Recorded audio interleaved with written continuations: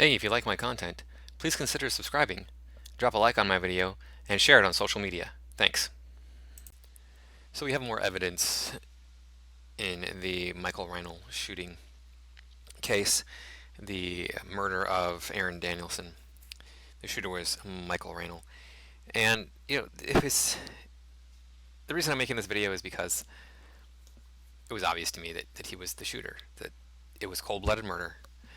Because a person who's going to say, hey, I was defending myself. He came at me with a knife. And we're expected to believe that when we have the footage of you coming up behind him. It would be different if he came up behind you and you turned around and he had a knife and then you drew your gun and shot him. That would be a different story. But this is the ordeal here. One of the reasons why this is called the ordeal is because I have a target on my back, and I have been confronted and assaulted on many occasions. And believe me, if you got a knife, you don't have that much advantage over a person who doesn't have a knife. Like if you're the average adult male and you say you want to face off against Mike Tyson and he's going to be bare knuckle and you have a knife, you're going to lose. That's just a good fighter will take you out even if you have a knife. It's not that big of a deal, really.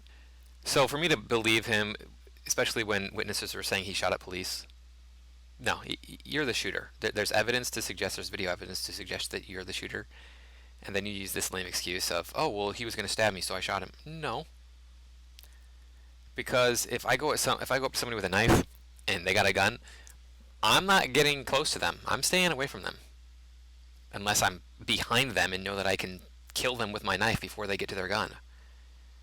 But stabbing a person one time with a knife might not kill them right away. It might not kill them at all. People survive stabbing attacks. So let's take a look here. We have the warrant. Some warrant from the arrest. This is what they're going to arrest him with, and this is an image from it. There's an uninvolved suspect on a skateboard here. This is Michael Reinl, and this is Aaron Danielson. You can see there's nothing really going on here in the intersection. There's not really anything here. He was talking about being surrounded by vehicles and there's civil war, and he might have been talking metaphorically about the Civil War thing. But there's no reason for him to be afraid. He is approaching a person over here, and he says, "This guy has a knife and he's threatening me. And you're over here with a gun." Yeah, okay. There's some other images of him, and just being around, doing his thing.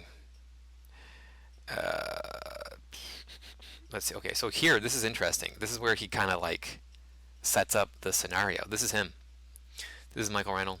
He's gonna hide back here and wait for them to pass and then get behind them. See, he hides over here, and he reaches over to pull what appears to be a gun out of his pocket, and he's like looking for Danielson and Pappas.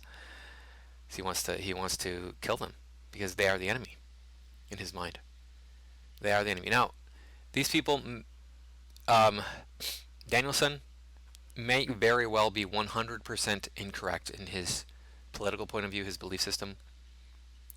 But that's the beautiful thing about America. Everybody's allowed to be wrong.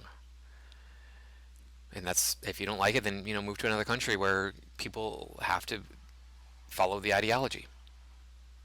I don't know who the subject number 2 is. This is Reinl. We can see that. And then, yeah, so he basically just waited for them to pass and got behind them. This is the other guy that was involved in it. See, he's waiting here. I guess it's a moot point. Now, Reinl is dead. Danielson is dead. It's a tragedy.